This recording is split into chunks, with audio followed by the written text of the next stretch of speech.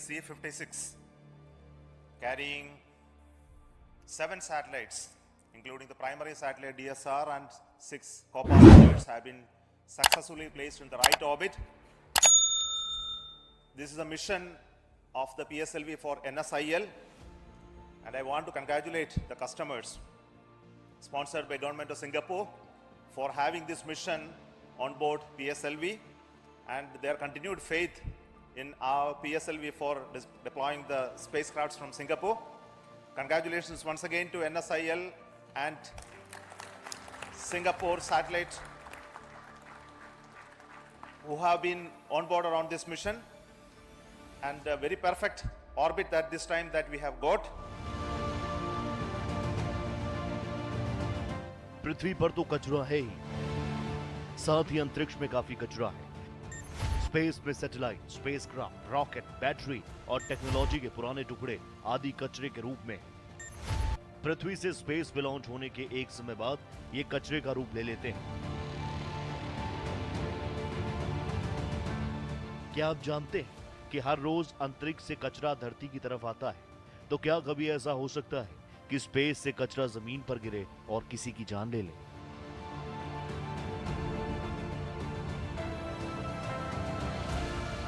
वैज्ञानिकों ने इसकी गणना की है कि क्या अंतरिक्ष के कचरे की टक्कर से किसी की मौत हो सकती है। कई देश लगातार सैटेलाइट्स को लॉन्च कर रहे हैं और ये सैटेलाइट्स की जब आयु खत्म हो रही है तो ये सैटेलाइट्स अंतरिक्ष में ही घूमती जा रही हैं, जिसकी वजह से ये कचरा साल प्रति साल बढ़ता जा रहा है।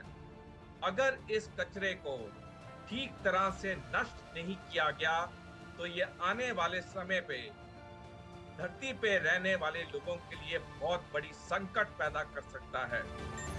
हर समय गिरता रहता है अंतरिक्ष से कचरा।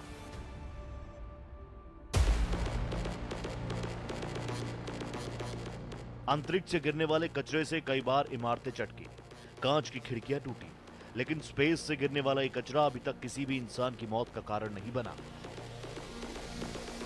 हालांकि लोग जख्मी जरूर हुए हैं और संपत्ति को भी नुकसान पहुंचा है। दरअसल धरती से लगातार सैटेलाइट्स छोड़े जाते हैं जो पुराने और बेकार होकर धरती पर वापस गिरते हैं। इसीलिए वैज्ञानिकों ने इस कचरे से इंसान की मौत होने की गणना की।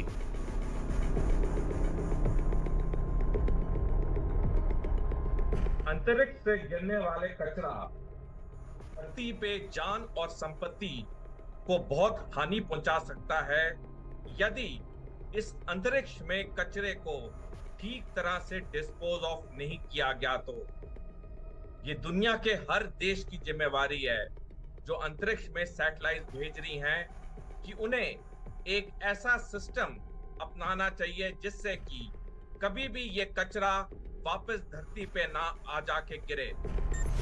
इस पर हुई एक स्टडी नेचर एस्ट्रोनॉमी जर्नल में प्रकाशित हुई है।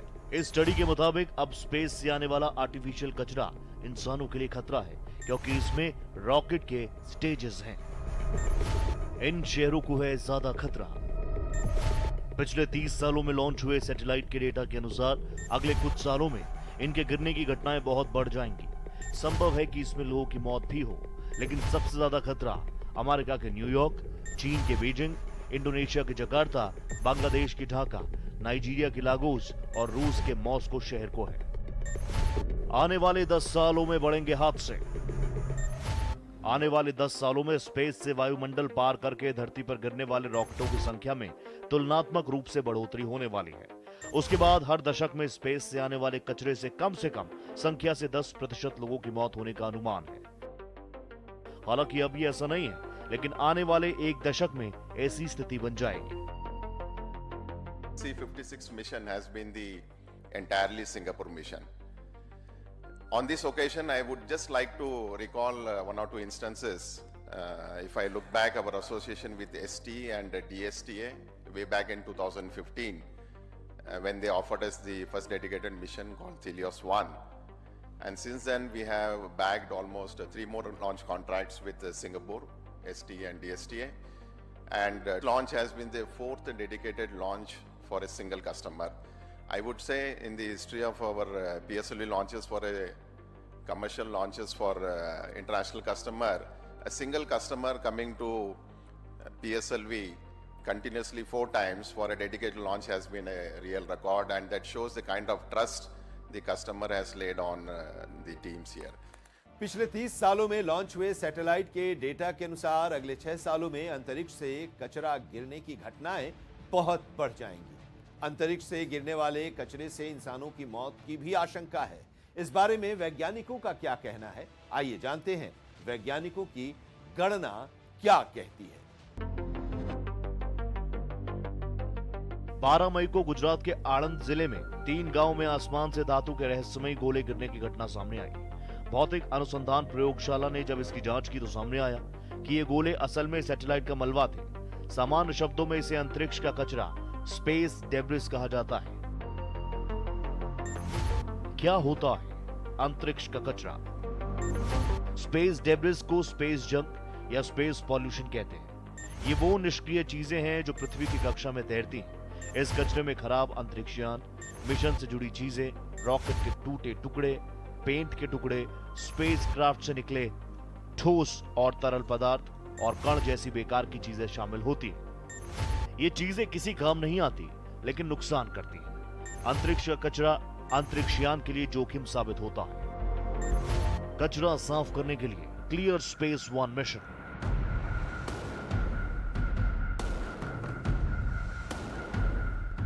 दुनिया में पहली बार अंतरिक्ष का मलबा हटाने के काम की जिम्मेदारी यूरोपियन स्पेस एजेंसी ने ली, जो क्लियर स्पेस नाम से स्विस स्टार्टअप की मदद से क्लियर स्पेस 1 मिशन शुरू करने जा रहा है। ये ऑर्बिट से मलबे को हटाने वाला पहला अंतरिक्ष मिशन होगा।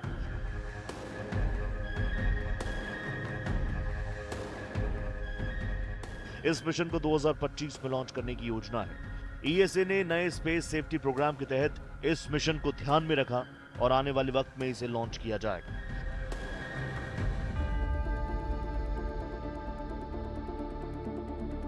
क्लियर स्पेस के फाउंडर और सीईओ ल्यूक पिगुएट ने कहा कि इस तरह के मिशन के लिए ये सही समय है। आज अंतरिक्ष में लगभग 2000 लाइव सैटेलाइट हैं, 3000 से अधिक बेकार हैं। आने वाले सालों में सैटेलाइट्स की संख्या बढ़ेगी, इसीलिए यहाँ खराब सैटेलाइट्स को हटाने के लिए एक टो ट्रंक की जरूरत होगी, यानी माल ढोने वाले ट्रक की या खींचने वाले ट्रक की।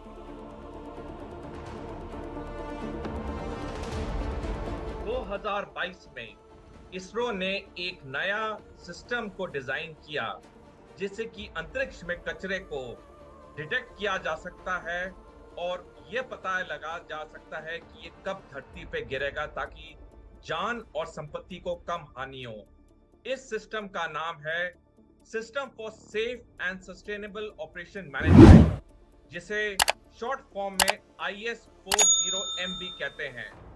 ये पूरी दुनिया के लिए एक काफी आधुनिक सिस्टम है जिससे कि काफी खतरे को कम किया जा सकता है अंतरिक्ष में कचरे की वजह से। नासा और ईएसए के अध्ययनों से पता चलता है कि इसका एक ही तरीका है, बड़े मलबे को सक्रिय रूप से हटाना। इसके लिए एक नए प्रोजेक्ट के जरिए जरूरी गाइडेंस, नेविगेशन, कंट्रोल टेक्नोलॉजी और उनके मिलने की जगह और उन्हें पकड़ने के तरीकों का विकास करना जारी रखेंगे।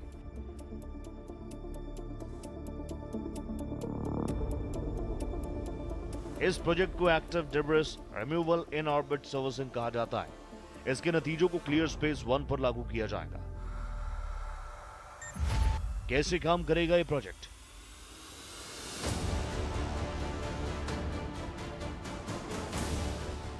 – 2013 में ईएसए के वेगा लॉन्चर की दूसरी उड़ान के बाद क्लियर स्पेस 1 मिशन वेस्पा को करीब 800 किलोमीटर से 660 किलोमीटर की ऊंचाई की कक्षा में छोड़ेगा।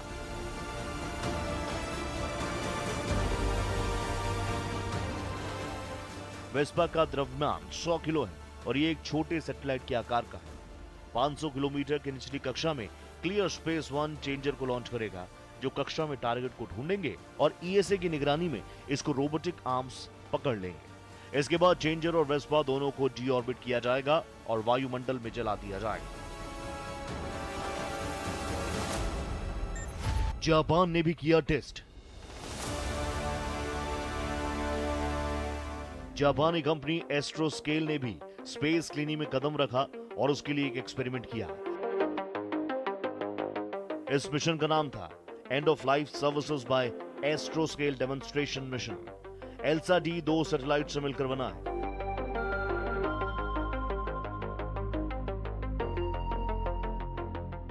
इसे उड़ने वाला मैग्नेटिक टो ट्रंक भी कहा जा रहा है। इसमें बेहद शक्तिशाली चुंबक लगे हैं। मैग्नेट की मदद से कचरे को पकड़ा जाएगा।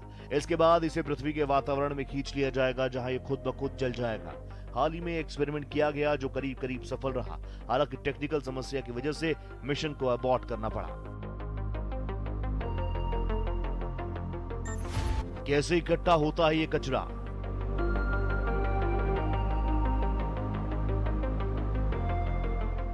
रूस ने नवंबर 2021 में डिस्ट्रक्टिव डायरेक्ट एजेंट यानी एसेट मिसाइल टेस्ट किया, जिसमें उन्होंने अपने एक सैटेलाइट को मिसाइल से नष्ट कर दिया। इससे अंतरिक्ष में ढेर सारा मलबा इकट्ठा हो गया। 2007 में चीन ने भी इसी तरह का टेस्ट किया। करीब 1 महीने पहले भी खबर आई कि रूस का एक रॉकेट अंतरिक्ष में जाकर फट गया, जिसने अंतरिक्ष के कचरे को थोड़ा और बढ़ा दिया। यानी इस तरह के टेस्ट या फिर अंतरिक्ष में खराब हो चुकी चीजों के पास जाने की और कोई जगह नहीं होती, लिहाजा ये अंतरिक्ष में तैरती रहती है। अंतरिक्ष के कचरे को लेकर दुनिया चिंतित। Journal catalogue of artificial space object के मुताबिक पृथ्वी की कक्षा में अलग अलग आकार की 22,000 से अधिक चीजें हैं, जिनका वजन करीब 8,000 टन से ज्यादा बताया गया। वैज्ञानिकों के लिए चिंता की बात है, क्योंकि ये अंतरिक्ष के लिए ठीक नहीं। हालांकि इससे निपटने के लिए अमेरिका ने पिछले महीने इस तरह के किसी भी टेस्ट को कराने पर रोक लगा दी। अमेरिकी उपराष्ट्रपति कमला हैरिस ने घोषणा की कि अंतरिक्ष मलबे को कम करने और लो अर्थ ऑर्बिट में सैटेलाइट की सुरक्षा के लिए अमेरिका अब एसेट मिसाइल टेस्ट नहीं करेगा। उन्होंने बाकी देशों से भी इस तरह का सहयोग करने की अपील की। अंतरिक्ष से पृथ्वी पर गिरने वाला अंतरिक्ष का मलबा असल में अंतरिक्ष यानों के लिए बहुत खतरनाक होता है। वैज्ञानिक अंतरिक्ष में फैले कचरे से परेशान हैं। कचरा साफ करने के लिए इसरो ने एक मिशन की शुरुआत की है, जो काफी हद तक सफल भी हो रहा है। इसके अलावा भारत ने अंतरिक्ष के क्षेत्र में नया इतिहास लिखा है। भारतीय अंतरिक्ष अनुसंधान संस्थान यानी इसरो ने 30 जुलाई को एक साथ 7 सैटेलाइट्स को लॉन्च किया, जो भारत के लिए एक बड़ी उपलब्धि है। इसरो के वैज्ञानिकों को दोहरी सफलता मिली। PSLV C56 रॉकेट ने पहले सिंगापुर के साथ उपग्रहों को 536 मीटर की कक्षाओं में स्थापित किया। इसके बाद रॉकेट के चौथे चरण यानी अंतिम बचे हिस्से को 300 किलोमीटर की निचली कक्षा में वापस लाया गया, एक ही रॉकेट से किए गए। इस दूसरे मिशन का उद्देश्य अंतरिक्ष में कचरे की समस्या को कम करना है। We are going to have any exciting further activities on the PSLV stage after this. The PSLV 4 stage, which is currently in the orbit of the satellite, which is at almost 535 kilometer circular orbit in 5-degree inclination, that will be brought back to a lower orbit of 300 kilometers with an intent to have a lower lifespan of the stage being spent in the space, primarily to make sure that the space debris mitigation problems are addressed through our conscious efforts to bring back the PSLV upper stage in a controlled manner, and to demonstrate that in this mission. We are going to come back with another PSLV mission soon. दरअसल भारत ने अंतरिक्ष के क्षेत्र में नया इतिहास रच दिया है। भारतीय अंतरिक्ष अनुसंधान संस्थान ने एक साथ 7 सैटेलाइट्स को लॉन्च किया। इनमें एक स्वदेशी और सिंगापुर के 6 सैटेलाइट शामिल हैं। इन उपग्रहों को PSLV C56 रॉकेट के जरिए आंध्र प्रदेश के श्रीहरिकोटा से लॉन्च किया गया।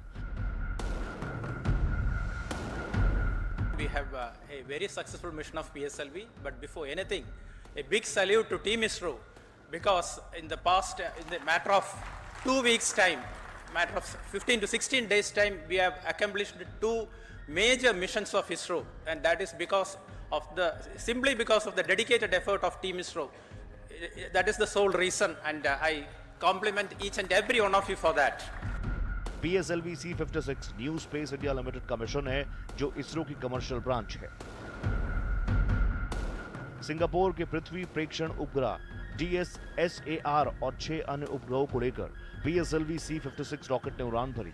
इसी महीने बहुप्रतीक्षित चंद्रयान 3 को प्रक्षेपित के बाद अब PSLV C56 लॉन्च इसरो की महीने भर के भीतर एक और बड़ी उपलब्धि है। इससे पहले 14 जुलाई को इसरो ने श्रीहरिकोटा के सतीश धवन अंतरिक्ष केंद्र से LBM-3 लॉन्च व्हीकल के जरिए कक्षा में सफलतापूर्वक स्थापित किया। साल का तीसरा कमर्शियल मिशन। भारतीय अंतरिक्ष एजेंसी का इस साल का ये तीसरा कमर्शियल मिशन है। इसरो ने इससे पहले मार्च में LVM-3 रॉकेट से ब्रिटेन के OneWeb से जुड़े 36 उपग्रहों को लॉन्च किया। इसके बाद अप्रैल में PSLV रॉकेट से सिंगापुर के 2 उपग्रहों को लॉन्च किया गया था। GSSAR को सिंगापुर के defence science and technology agency और सिंगापुर के EST इंजीनियरिंग के बीच साझेदारी के तहत विकसित किया गया। प्रक्षेपण के बाद इस उपग्रह को उपयोग सिंगापुर सरकार की विभिन्न एजेंसियों की सैटेलाइट इमेजिंग की जरूरतों के लिए किया जाएगा। GSSAR में इजराइल एरोस्पेस इंडस्ट्रीज से विकसित सिंथेटिक अपर्चर रडार लगाया गया। इससे उपग्रह सभी मौसम में दिन और रात की तस्वीरें लेने में सक्षम होगा। इसरो का वर्कहॉर्स है PSLV। इसरो के विश्वसनीय रॉकेट PSLV की 58वीं उड़ान और कोर अलोन कॉन्फ़िगरेशन के साथ 17वीं उड़ान। PSLV रॉकेट को इसरो का वर्कहॉर्स कहा जाता है। यह विशाल रॉकेट लगातार पृथ्वी की निचली कक्षा में सफलतापूर्वक ग्रहों को स्थापित कर रहा है। एक पखवाड़ा बीतने के साथ चंद्रयान 3 के चांद की सतह पर उतरने का भी समय करीब आ जाएगा। जिस दिन चंद्रयान चंद्रमा पर उतरेगा तब शाम होगी और पूरा देश इस ओर टकटकी लगाए होगा। लेकिन आखिरी 15 मिनट सबसे ज्यादा मुश्किल और अहम होंगे। देखिए ये रिपोर्ट। चंद्रयान 3 पृथ्वी की कक्षा में सबसे बड़ा ऑर्बिट बनाते हुए उसके गुरुत्व आकर्षण से निकलकर चांद की ओर कूच कर चुका है। इसके बाद अगले 23 दिन वो चंद्रमा की कक्षा में परिक्रमा करते हुए अपने ऑर्बिट को छोटा करेगा, फिर उसकी सतह पर उतर जाएगा। पिछली बार चंद्रयान 2 भारतीय समय अनुसार रात में उतरा, लेकिन चंद्रयान 3 शाम को तभी उतरेगा जब हम सभी जगह होंगे। हालांकि चंद्रयान 2 की तरह इसके भी आखिरी 15 मिनट बहुत महत्वपूर्ण होंगे। भारत के तीसरे चंद्र मिशन चंद्रयान 2 14 जुलाई को श्रीहरिकोटा के सतीश धवन अंतरिक्ष केंद्र से सफलतापूर्वक लॉन्च किया गया। अब यह पृथ्वी की सबसे बड़ी कक्षा 71,351 किलोमीटर गुणे 233 किलोमीटर में है। I am aware Singapore is planning many more missions in the future, and they will continue to have trust on our services and the most reliable launcher PSLV that we have offered the services. I'm sure they will offer us many more opportunities for us to give them the best launch in the international community. And with this, I would like to congratulate the DSR and all the customer team for their successful in orbit operations. अब तक सब कुछ योजना के मुताबिक ही चल रहा है। अगर तमाम चीजें सही रही तो लैंडर विक्रम 23 अगस्त को शाम 5:47 पर चंद्रमा की सतह पर उतर जाएगा। यानी अगर इस तरह देखें तो 23 अगस्त का बुधवार का दिन देश के लिए सबसे महत्वपूर्ण होगा। हम सभी की निगाहें चंद्रयान पर अटकी होगी। हम सभी ये प्रार्थना कर रहे होंगे कि सकुशल चांद की सतह पर लैंडिंग हो जाए। पिछली बार चांद के दक्षिणी हिस्से पर चंद्रयान 2 ठीक तरीके से लैंड नहीं कर पाया और उसका संपर्क टूट गया। इसके बावजूद यह अभियान तमाम सीख दे गया। उसी के आधार पर चंद्रयान 3 को बनाया गया कि जो दिक्कतें 4 साल पहले चंद्रयान 2 की लैंडिंग में हुई वो इस बार ना हो।